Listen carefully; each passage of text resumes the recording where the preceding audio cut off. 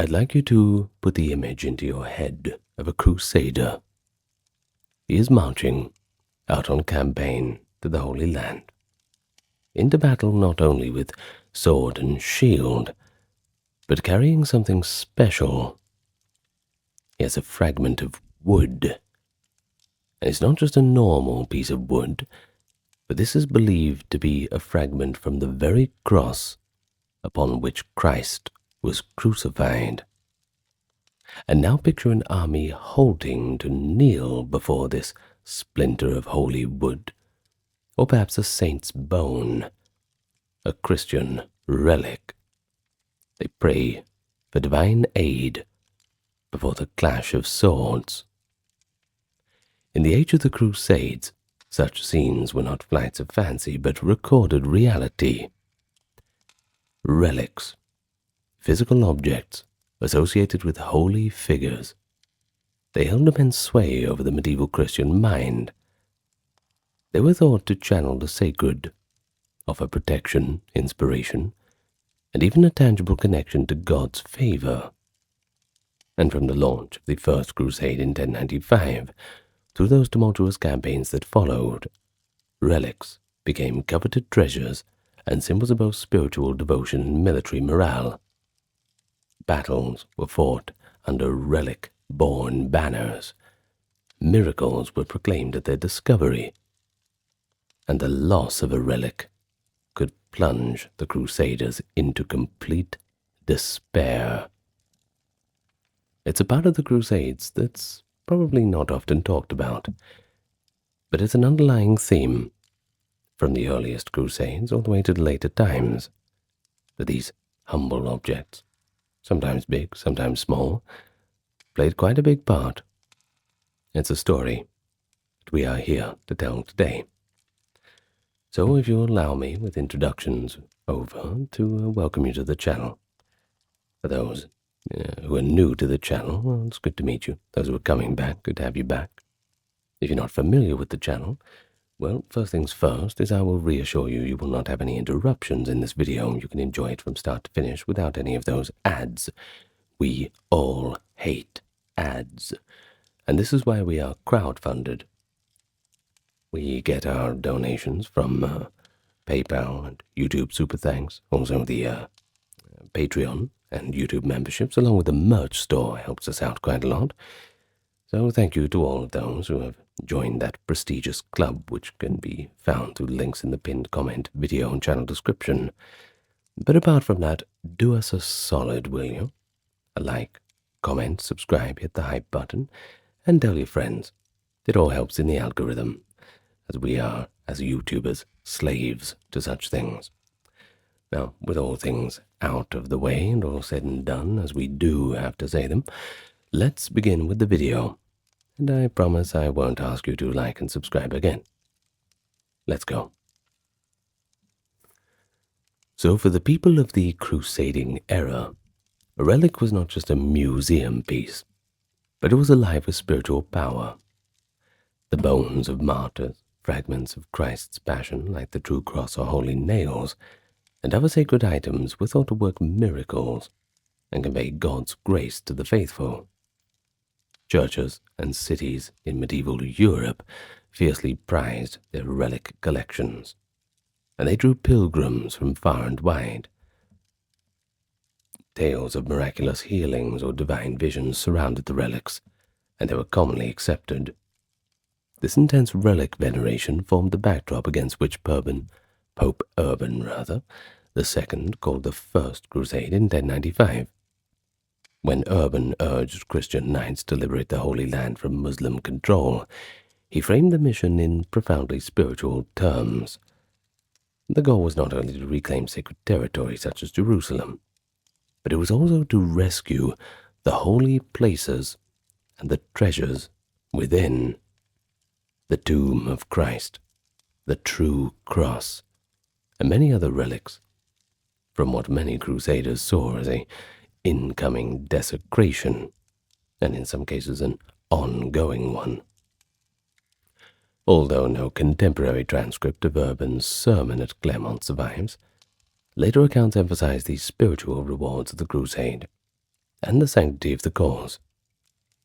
It is clear that the thought of reuniting Christendom with its holy relics and sites was quite a powerful motivator. Medieval crusaders described their journey as an armed pilgrimage. They wore the cross on their garments and marched with the zeal of people on a holy mission, quite literally, to the land of the Bible. Well, even before leaving Europe, many crusaders armed themselves not just with swords, but with their own relics for protection and blessing. According to chroniclers, it was common for leaders and priests on the First Crusade to carry cherished relics from home. Bit of a good luck charm. Bishop Adhemar of Lipoi, a papal legate accompanying the crusade, reportedly brought what he believed to be a piece of the true cross from his cathedral in France. This sliver of wood, believed to be from the cross of Christ, was carried around like a sacred talisman. Likewise, other nobles carried relics of saints. For example, Raymond of Toulouse's contingent brought along a precious chalice that had belonged to a revered French hermit, and the Count of Flanders' chaplain carried relics of St. George. In fact, one priest in the Flemish army is said to have stolen an arm bone of St. George from a Byzantine monastery en route. So determined were they to have a patron saint's relic with them, just conveniently ignoring that "thou shalt not steal" rule. I'm sure poor old St. George won't mind if they take some of his bones along for the ride. Well, the mentality was that holy relics would safeguard and sanctify the enterprise. As one historian notes, for the Crusaders, God was in their midst, tangibly through these relics, of course, and each success on the journey was interpreted as a sign of divine favor. But it is important to note, the period leading up to the Crusades also saw a breakdown in relations between Latin, that is Western European, and Greek and Byzantine Christians. Greek-Byzantine Christians, that's it. Well, this culminated in the Great Schism of 1054. The schism even extended to attitudes about relics, too. You see, Latin monks and knights, considering the Greek schismatic, sometimes felt no compunction about pilfering relics from Eastern churches. They saw it as rather rescuing holy objects from the hands of the unworthy. In one notorious case, shortly after the First Crusade, a Venetian monk in 1108 broke into the church of Constantinople and stole the relics of St. Stephen, spiriting them back to Venice. Incidents like that, they show a theme that we will see repeatedly. Relics were spoils, but also sacred treasures, and the lines between piety and greed, they could be a little bit blurry. So let's start with the First Crusade, 1096 to 1099. It offers some of the most dramatic accounts of relics influencing events. As the Crusader armies made their frankly epic overland march toward Jerusalem, they constantly invoked divine aid, and the relics played a starring role in those devotions. Chroniclers like Raymond d'Aguilera, a priest who was an eyewitness, by the way, recount how periods of hardship and doubt were overcome by timely miracles involving relics. Two episodes stand out in particular: the discovery of the Holy Lance at Antioch in 1098, and of course the finding of the true cross in Jerusalem in 1099. These instances, occurring at critical junctures, became legendary examples of relics altering the course of the crusade. Let's start with the Holy Lance of Antioch, which sounds like some kind of rare drop from a World of Warcraft raid or something, doesn't it? Well, jokes aside, in early 1098 the Crusaders were besieging the city of Antioch, which is in Syria, and it was grueling. The Crusader army was starving, morale was low, and to make matters worse, a massive Muslim relief force under General Kerboga was approaching. The Crusaders themselves were trapped inside Antioch's walls, which they had managed to breach, but the enemies were pressing from without and within, so it was a bit of a Pyrrhic victory for them in that regard. Well, at the crescendo of this crisis, a poor Provençal foot soldier named Peter Bartholomew stepped forward with a remarkable claim. He approached Count Raymond of Toulouse and Bishop Adhemar, and he reported a vision. St. Andrew the Apostle, he said, had appeared to him repeatedly and revealed that the very holy lance which had pierced Christ's side on the cross was buried in the floor of Antioch's Cathedral of St. Peter. If this relic could be found, it would assure the Crusaders of God's help. Well, that's an extraordinary assertion. One might even say a desperate gamble born of faith. The leaders were, initially and understandably skeptical. Bishop Adhemar in particular doubted it, pointing out that another lance relic was known in Constantinople. Nevertheless, given the hopeless circumstances, they decided that, well, they may as well search for it anyway. June 5th, 1098, Peter Bartholomew led a group of crusaders into the cathedral church and began to excavate the flagstone floor.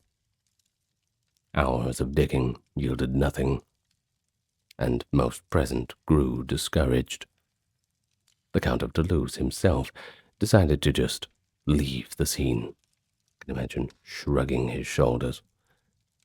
But at that moment, Peter Bartholomew dramatically jumped into the pit, and according to accounts, he soon shouted with joy, brandishing an iron object, the head of a lance. Those around him erupted in exultation, hailing it as a miraculous discovery of the Holy Lance itself. Raymond d'Aguilera, who was present, wrote that when the lance point emerged from the earth, quote, "What great joy and exultation then filled the city I cannot describe." The effect on morale was electrifying. The besieged crusaders, who had been on the brink of despair, now believed they possessed a literal token of God's favor, kind of like having the lightning rod from Zeus himself. Carrying the purported Holy Lance before them as a standard, the revitalized army of the Crusaders marched out of Antioch to face Kerboga's forces, and in the ensuing battle they scored an astounding victory, routing a much larger Muslim army. Many of the Crusaders attributed this triumph to divine intervention granted through a relic. Some reported visions of saints and angelic knights riding alongside them in battle. In any case, in the minds of the faithful, the discovery of the lance had proved to be the turning point, a miracle that saved the First Crusade. But then the modern historians come in and just ruin all the fun. I'm sorry to say it, but of course many of them debate the authenticity of Peter Bartholomew's lance. You see, even at the time there were doubters. Bishop Adhemar remained unconvinced, and he privately suspected that there was fraud or self-delusion. And indeed, Adhemar's skepticism was borne out when some months later, Peter Bartholomew volunteered to go an ordeal by fire to prove his honesty. He walked through a blaze, carrying the lance, and he suffered fatal burns, which, well, discredited the relic in the eyes of many. Nevertheless, at the crucial moment outside Antioch, belief in the lance's power was very real, and it had very tangible consequences.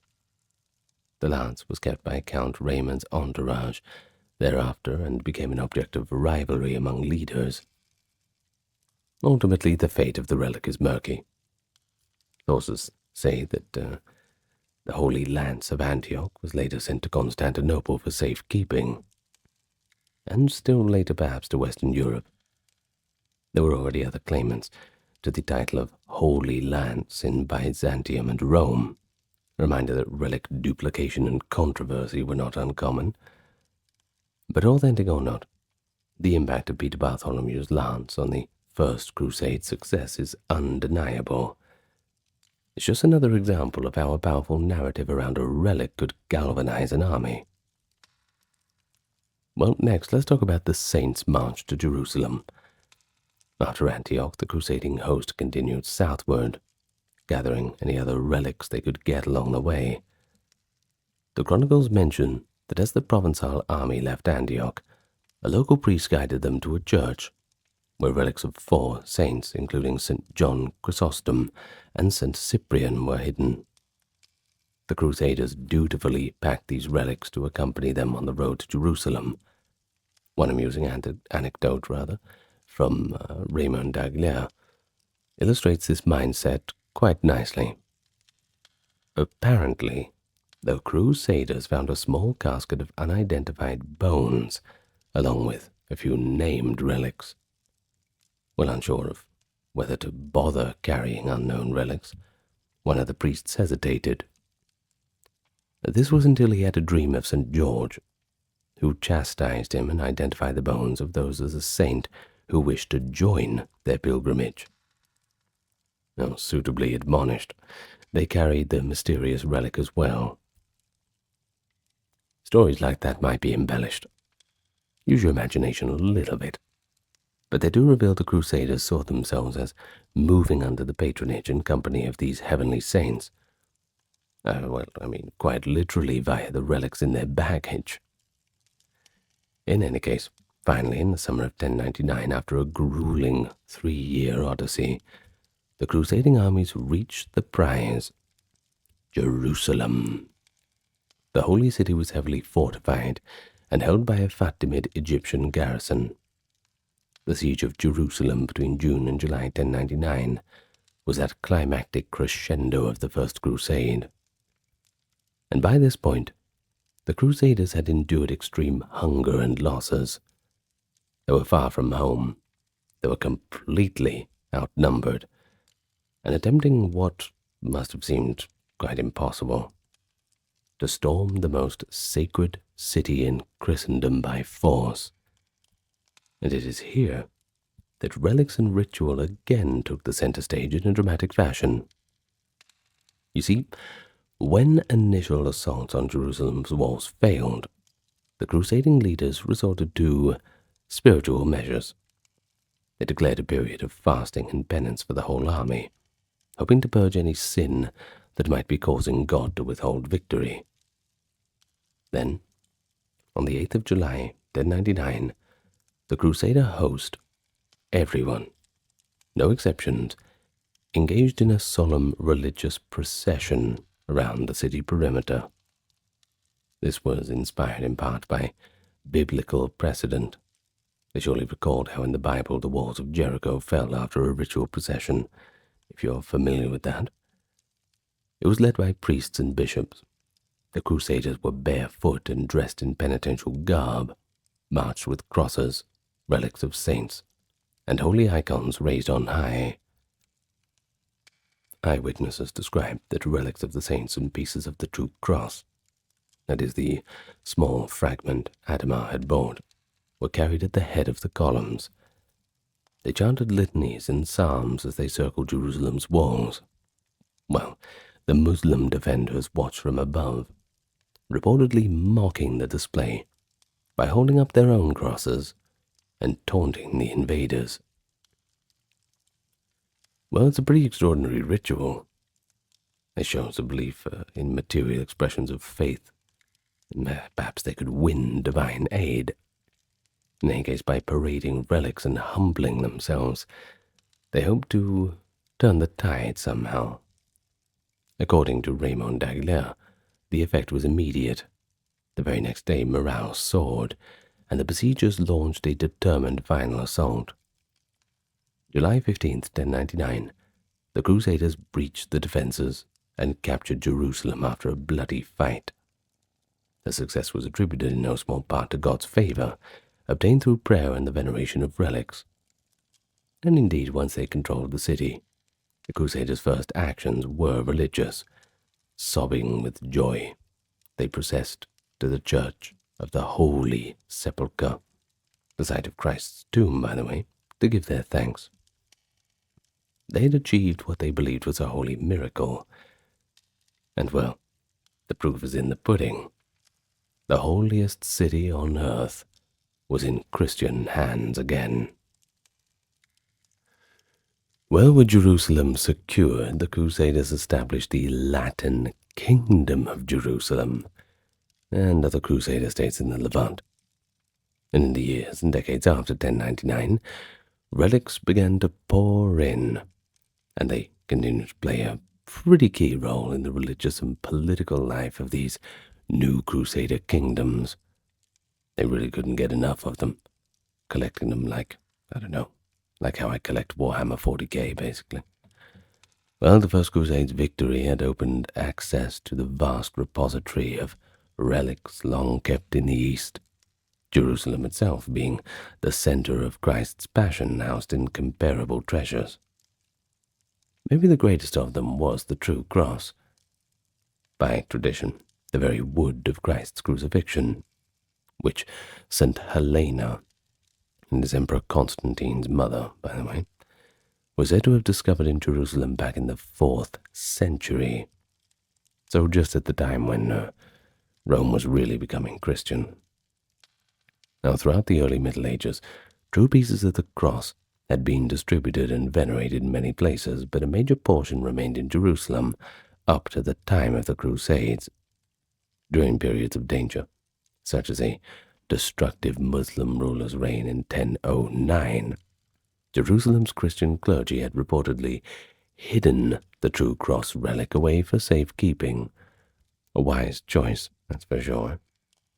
And when the Crusaders took the city in 1099, the local Eastern clergy revealed to them where the relic was concealed, and it was brought out amid understandable rejoicing. But this was not just legend. Multiple independent chronicles mentioned that soon after the conquest, the Crusaders discovered or recovered the true cross in Jerusalem with the guidance of the local Christians. The new Latin Patriarch of Jerusalem, elected in 1099 as Arnulf of Choquet, helped authenticate and elevate the relic's status. And from that point on, the true cross became the most precious possession of the Kingdom of Jerusalem. It was housed in the Church of the Holy Sepulchre, and only brought out on special occasions, particularly in times of war, when the kingdom's survival was at stake. The relic was kept in a lavish reliquary. Accounts describe a golden cross inside a reliquary, which wood was encased. That is a golden cross reliquary, inside which the wood relic was encased. While it was also entrusted to the canons of the Holy Sepulchre. The high official titled Custodian of the Holy Cross was responsible for it. Crusader chronicles from the 12th century frequently reference the true cross in major events. For example, when the Crusaders faced the Battle of Ascalon in August of 1099, just weeks after capturing Jerusalem, they carried the true cross into the field under the Patriarch Arnulf. That battle saw the Crusaders defeat a large Egyptian army, effectively securing their hold on Jerusalem. The presence of the cross was accredited to the victory. In subsequent decades, whenever the kings of Jerusalem marched to war against a significant threat, they would retrieve the true cross from the shrine and carry it with the army, borne aloft by priests. It was a portable palladium, believed to guarantee God's protection so long as the Crusaders remained worthy. And one notable example is found in the accounts of King Baldwin II of Jerusalem. In the year 1124, the Crusaders besieged the coastal city of Tyre with the aid of a Venetian fleet. During negotiations, the Venetians, pragmatic as ever, requested a share of the kingdom's relics as part of their reward. According to some reports, King Baldwin agreed to give the Venetians a fragment of the true cross in return for their naval support. This shows that relics could be diplomatic currency, and indeed a fragment purported to be from the true cross did reach Venice, where it was venerated at St. Mark's Basilica. In another instance, King Baldwin II in 1120 led a procession of the cross to quell a threatened revolt, showing once again the role in unifying and admonishing the populace. It's pretty clear that the true cross had become not just a spiritual symbol, but kind of a political talisman, a sort of holy standard of the kingdom. But it wasn't the only relic. Saintly relics were transferred from the West or obtained locally during the 12th century. The new Latin rulers scoured their domains for anything of holy significance. Churches in Jerusalem, Antioch, and other cities were soon amassing collections of relics. Pilgrims visiting the Holy Land wrote about seeing and touching many biblical relics: the cup of the Last Supper, bones of the apostles and prophets, and even, fantastically, relics like the stone on which Christ stood at the Ascension, or the very cradle of Jesus from Bethlehem. Hard to prove that wrong or right. Well, some of these claims were doubtless spurious or based on local traditions of, say, questionable authenticity. But that didn't really matter. What mattered was that it gave people hope, and that the Latin clergy celebrated these relics. They held feast day display ceremonies and wove them into the liturgical life of the Crusader states. Relic veneration served to sacralize the Latin kingdom, to make it a true holy realm in the eyes of its inhabitants and supporters in Europe. But not all relic-related activities were pious and innocent. The Crusader states were not particularly wealthy in material resources, so on occasion they leveraged relics for financial and military aid. One practice was to send or gift precious relics to Western rulers as diplomatic favors. For instance, kings of Jerusalem might send small fragments of the true cross or the Holy Sepulchre's sacred oil to allied kings or to the Pope, hoping to secure their support. I suppose relics could be sliced up, divided and disseminated, because even a tiny sliver retained in medieval belief all the power of the whole thing.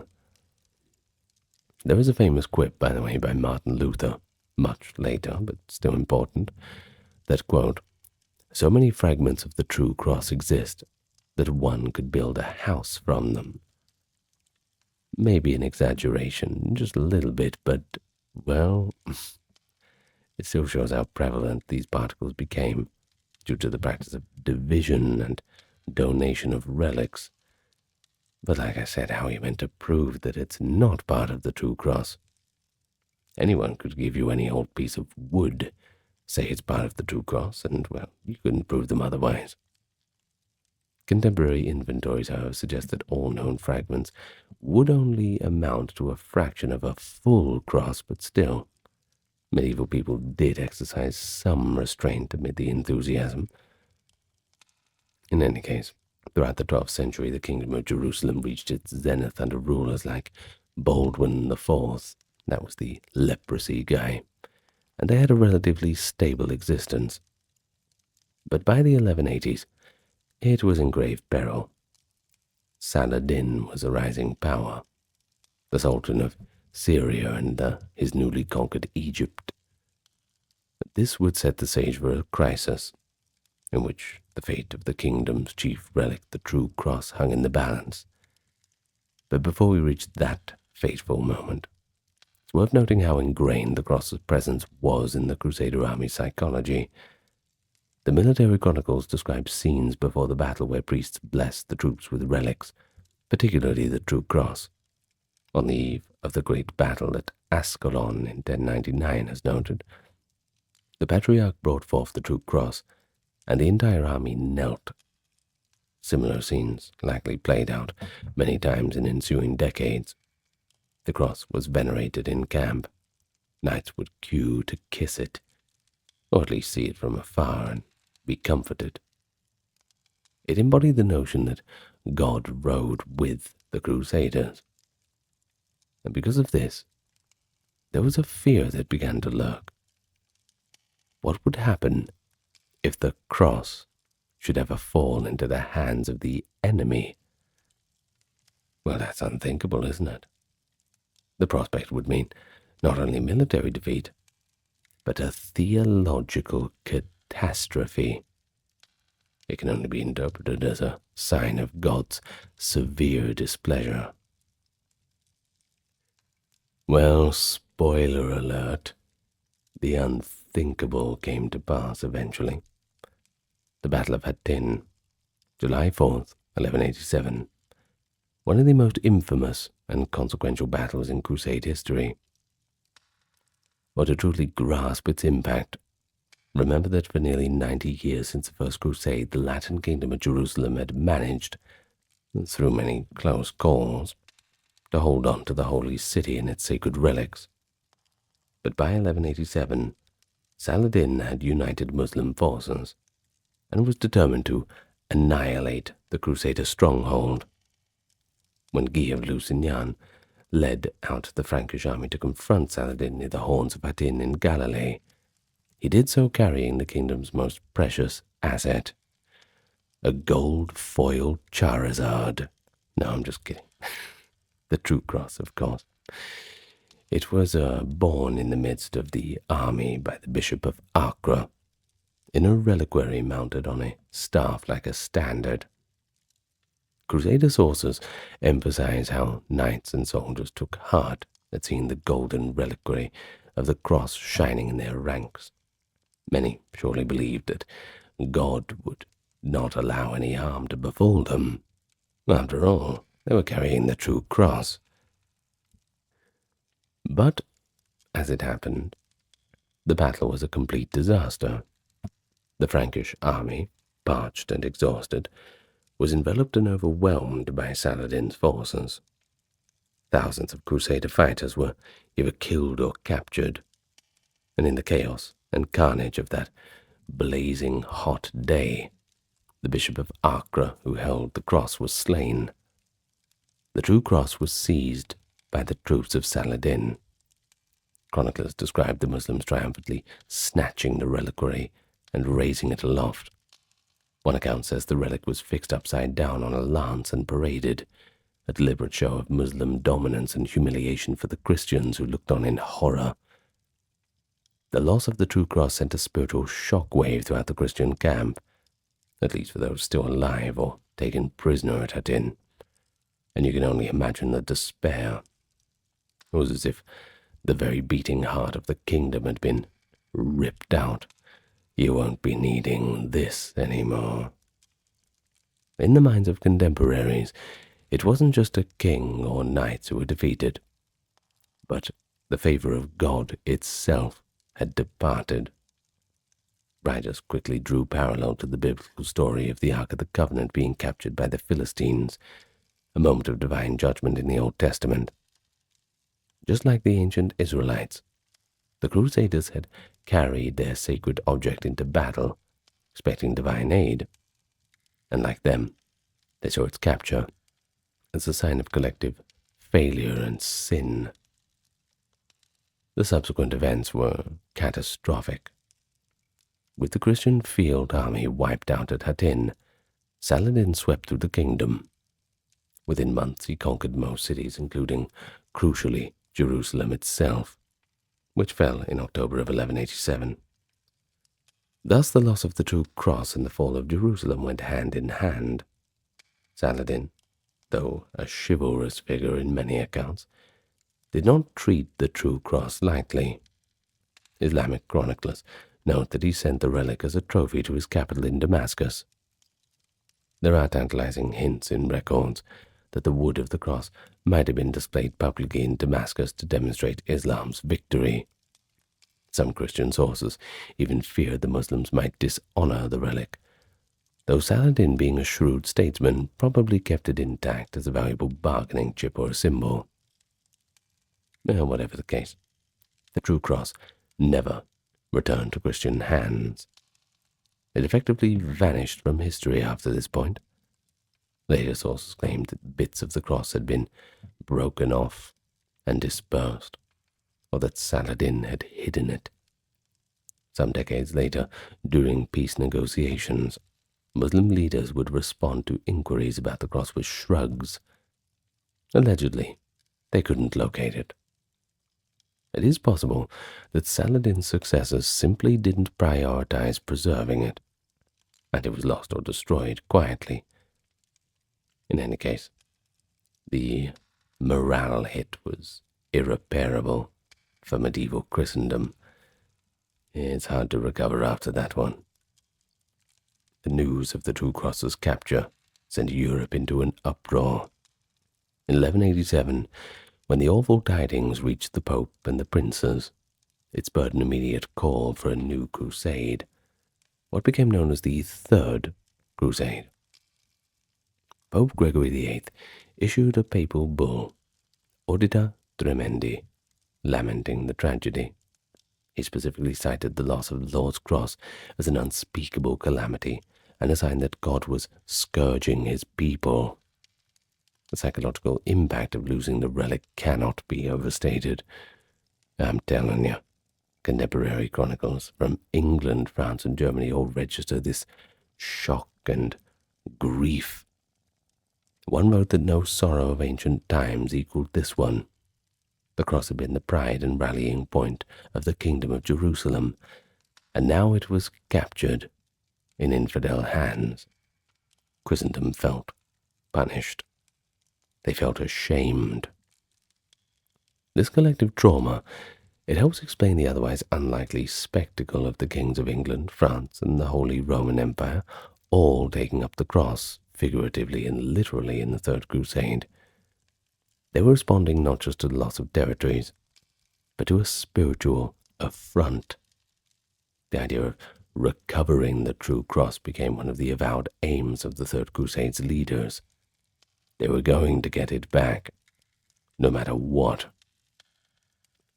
During the Third Crusade of 1189 to 92, the fate of the lost relic remained a pressing concern in negotiations. King Richard Lionheart of England, in particular, was keen to secure the return of the cross if possible. After the Crusaders, led by Richard and King Philip of France, captured Acre in 1191, they famously took thousands of Muslim prisoners. According to accounts, Richard offered to release these captives if Saladin would return the true cross. And indeed, it was a term written into some drafts of the surrender. But it didn't go well. Saladin stalled on the matter. Either he no longer possessed the true cross, or he just had no intention of giving up such a prize. The negotiations dragged on, and ultimately Richard, frustrated by delays, executed the prisoners, which was obviously not received very well by the other side. The Treaty of Jaffa in 1192, which ended the Third Crusade, notably did not achieve the restitution of the true cross. Contemporary sources dryly note that despite all King Richard's victories, the most precious gem was missing. The cross was gone. Now this failure carries with it a lasting legacy. In subsequent crusading law, the loss of the true cross was viewed as a symbol of why the Crusaders could not fully succeed. They had incurred God's judgment. It also meant Latin Christians in the Holy Land had lost their most potent relic for their morale. Later battles came in the 13th century, but we no longer hear of the true cross guiding the armies. Rather, they just come in on a wing and a prayer. The Latins in Palestine still had relics. Fragments of the cross were in Europe, or small pieces in some churches. But nothing as central and powerful as before 1187. The balance of supernatural power in their eyes had shifted. One might say that after Hattin, the remaining Crusader settlers had to rely more on practical measures and new alliances, as that aura of invincibility granted by carrying relics had finally been shattered. And consider this. The true cross, the relic that inspired the First Crusade's fervor and underpinned the kingdom's identity, was itself a casualty of crusading fate. It's an ironic parallel to Christ's own passion. The cross had been crucified by being captured and held up to mockery. Medieval Christian writers often spiritualized this. They said it was a trial allowed by God, akin to how the relic had once been seized by pagans like the Persians in 614, but ultimately would lead to renewal and repentance. But in practice, the relic was gone. Rumors persisted for centuries, whispers that maybe some piece of it survived hidden in the east, but nothing was ever found. The true cross that the Crusaders had guarded so devoutly simply vanished from history, somewhere in Saladin's treasury. Maybe one day we'll find it. Maybe it's out there somewhere, buried in some old vault, some hidden place. Fingers crossed. But even as the Third Crusade was fighting, and unsuccessfully so, to reclaim Jerusalem and its lost relic, another dynamic was unfolding in the Christian world, one that would lead to a very different kind of crusade, and ultimately a new chapter in relic history. This was the growing estrangement and rivalry between the Latin West and the Greek East, particularly the Byzantine Empire based in Constantinople. The Fourth Crusade of 1202 to 1204 infamously culminated not in an expedition to the Holy Land, but in the seizure and sack of Constantinople by Western Crusaders. While this episode is a dark stain on crusading history, Christians pillaging the greatest Christian city in the world had enormous consequences for the distribution of relics. Constantinople in 1200 was arguably the richest repository of Christian relics on earth. As the capital of the Eastern Roman Empire, it had accumulated relics for centuries. The Byzantine emperors were proud custodians of Christ's passion relics and saints' bodies. They possessed, for instance, a reputed fragment of the true cross separate from the one lost at Hattin, one of the holy nails, a spear of Longinus, and is a lance tip that pierced Christ, which the Byzantines claim to have received from Jerusalem, the crown of thorns, and countless other items. Bones of the apostles like Andrew, Luke, John the Baptist's head, relics of the Virgin Mary, her robe, for instance, much more. These were housed in Palatine chapels and churches, and were objects of veneration for Constantinople's inhabitants and pilgrims. When the armies of the Fourth Crusade, originally summoned to go to Egypt or Palestine, found themselves instead at odds with the Byzantine emperor, events spiraled into war, and the Crusaders captured Constantinople in April of 1204. The 3 days of looting that followed were horrific. Crusader knights and Venetians raided churches, monasteries, and palaces, and amid this plunder, they targeted relics, as well as gold and gems. To the Crusaders, relics were among the most precious spoils imaginable, not only for their spiritual value, but also for the prestige and possible profit they conferred back home. The logic was simple. A famous relic installed in a European cathedral could draw pilgrims and donations for generations to come. A tourist attraction, basically. Many crusaders were undoubtedly motivated by genuine piety.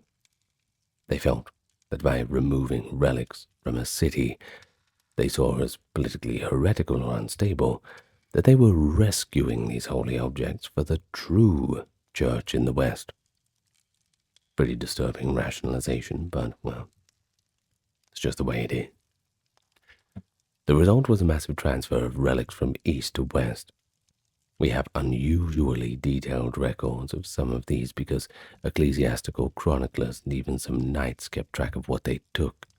For example, a French abbot named Martin of Tyre wrote a giddy account of how his Cistercian monastery's patron, Count Baldwin, distributed his relics after the sack. Martin himself acquired relics of St. Stephen, perhaps the same one stolen earlier, ironically returned to the Latins, part of the crown of thorns, a fragment of the true cross, among others, which he bore triumphantly back to his abbey in Germany. The Venetian leadership, for all their part, claims some of the choicest relics too. St. Mark's Basilica in Venice swelled its treasury with things like the arm of St. George, the head of St. John Chrysostom, and a portion of the true cross. Venetian chronicles note that St. Louis's crown of thorns relic first passed through Venice, as we will talk about shortly. A particularly famous relic from the Fourth Crusade involves the head of St. John the Baptist. There were multiple alleged heads of John in the medieval world, but Constantinople had long claimed to hold the skull of the Baptist without the lower jaw. During the 1204 sack, a crusader from Picardy named Walin de Sarton supposedly discovered a mysterious head relic in a palace chapel. Realizing it might be John the Baptist, he secured it and later conveyed it to France. By 1206, the skull was enshrined in the Cathedral of Amiens, where it remains to this very day, venerated as John the Baptist's head. Now, whether or not it's truly what it claims, the people of Amiens definitely believed it so, and the relic's arrival was directly thanks to a Fourth Crusade adventurer's looting. Another example was the Holy Lance. We discussed the lance found at Antioch, but that was likely not accepted as authentic outside of Raymond's faction. You see, the Byzantines had long cherished what they said was the genuine lance, or at least its metal tip, which is the important part. Remarkably, after 1204, the Latin emperors who took over Constantinople found themselves, strapped for cash, quite under threat. Baldwin II, the Latin emperor of Constantinople in the 1230s, actually sold off some of these passion relics to Western kings to get money for defense. The crown of thorns was the most notable. Baldwin handed it over to King Louis IX of France in 1238 in exchange for quite a hefty sum. Louis built the exquisite Sainte-Chapelle in Paris to house the relic, and the others that followed.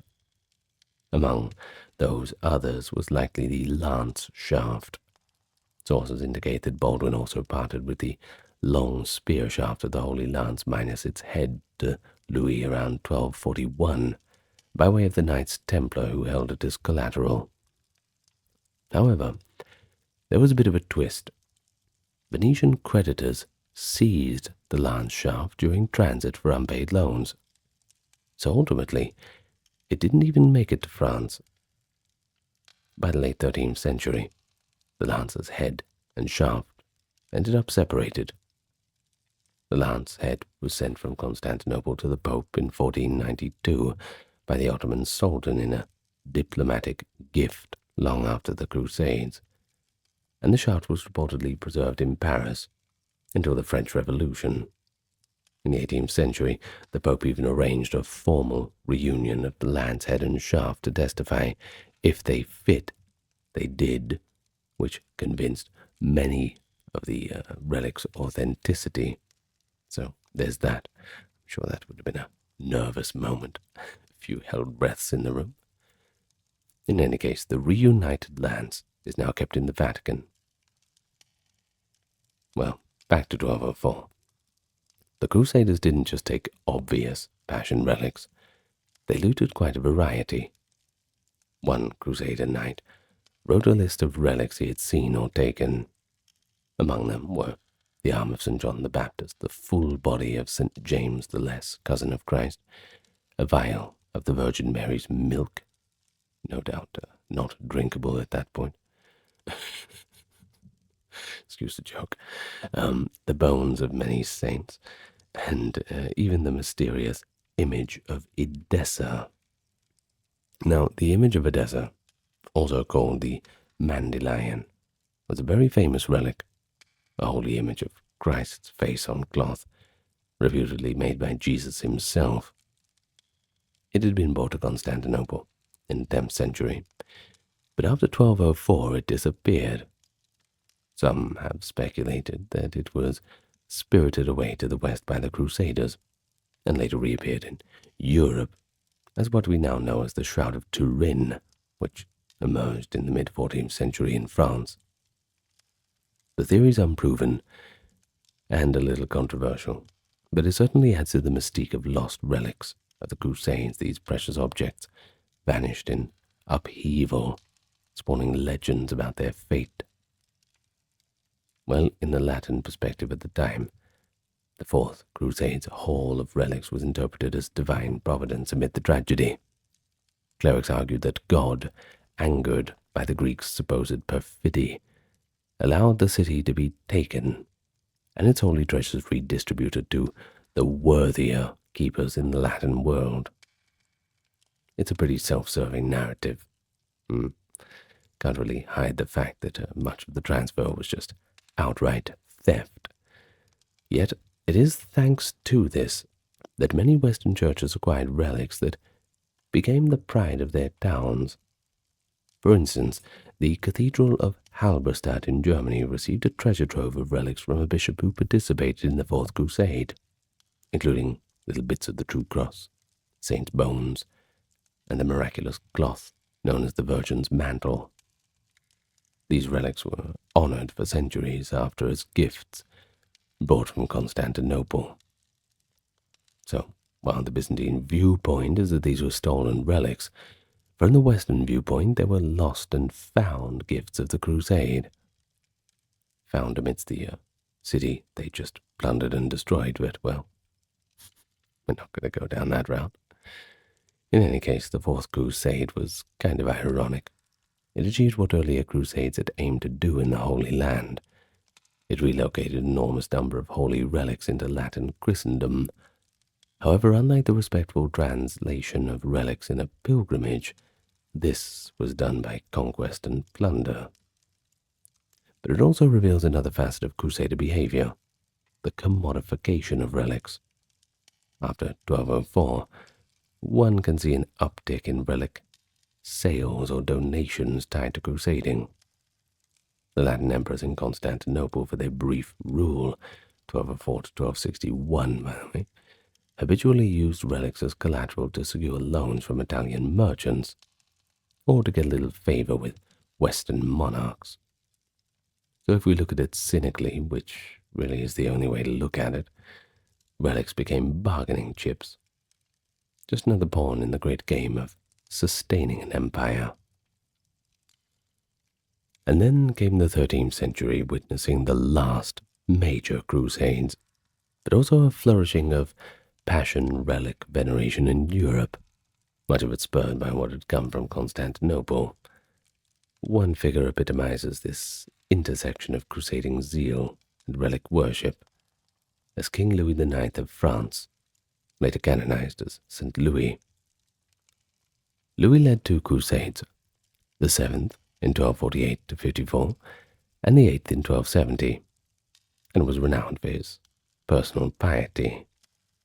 His devotion to relics was profound and almost obsessive, and he directly acquired some of the most famous relics of Christendom.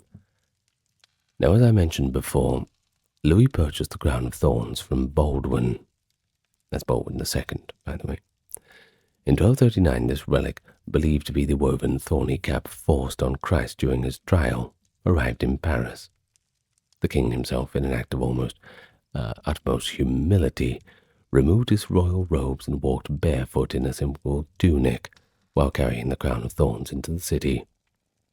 The scene of a king humbly bearing a relic through the streets made a deep impression on his contemporaries.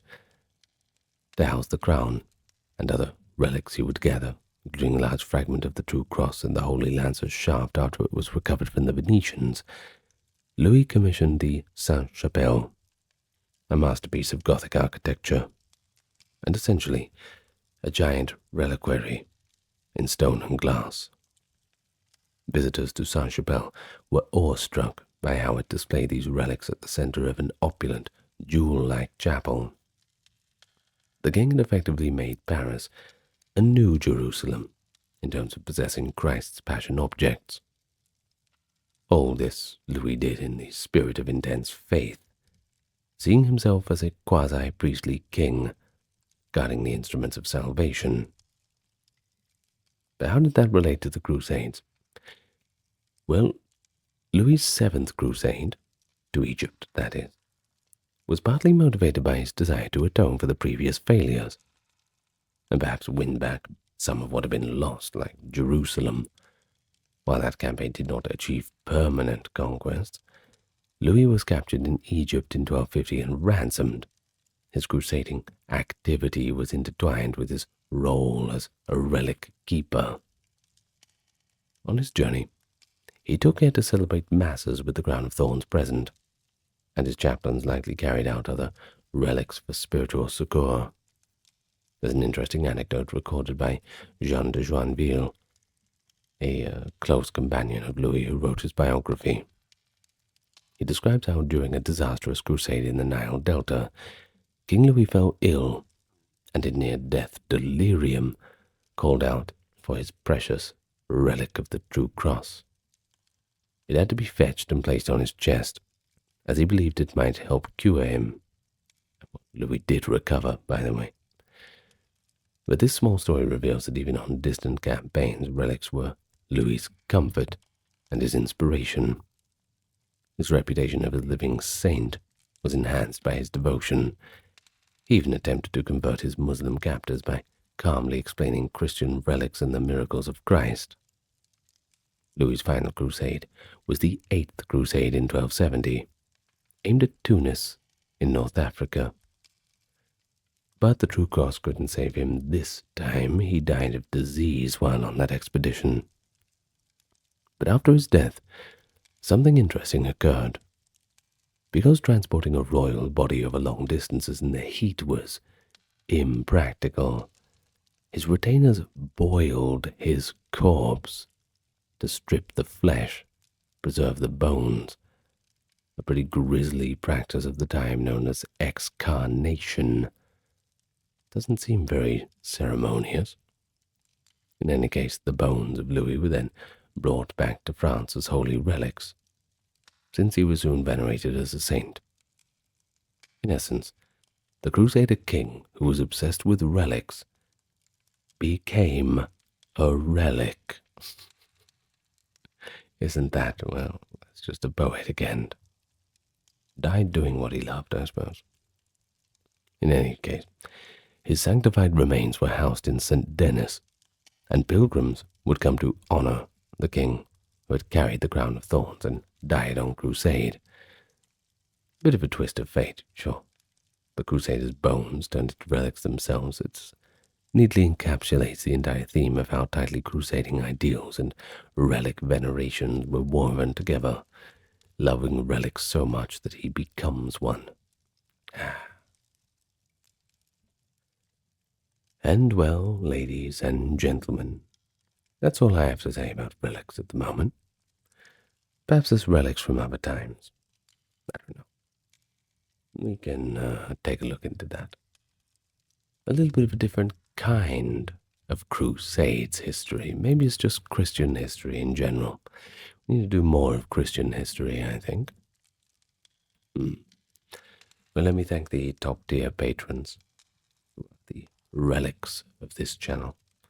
Kimberly, Christine, Sally Ember, Susan, Cameron, Kerry, Charlene, Lynn, Therese, Katiana, Nicholas, Ulfednir, Alexander, Charles, Christine, Dr. Neuronerd, Erin, Jaden, Jim, Geoffrey, Jessica, Madeline, Melissa, Orthodox Review, Scott, Shell, Wendy, Josie, Sarah, Ryan, Thor, Cameron, Stefan, Kevin, HMSHH, Crystal, Dalbury, Anthony, Lucy, Brandon, Kukububonic, Nicholas, Craig, Neftis, Alexander, Gokhan, Dorsey, Benita, Claire, Courtesy, Carol, Robert, Mary, Bridget, Nefertari, Yvette, Miss Mochi, Allison, Free American, Jennifer, Brittany, David, Cody, Brian, Are You My Mum, Rhonda, Gary, Katie B, Lovely, Boma, Kevin, Marissa, Altazakin, Lucy, Julianne, Rosie, Tvelo, Chris, Apocalyptic, Brandy, Wolfsbane, Dude, Prinny, Aiden, Fabian, Michael, and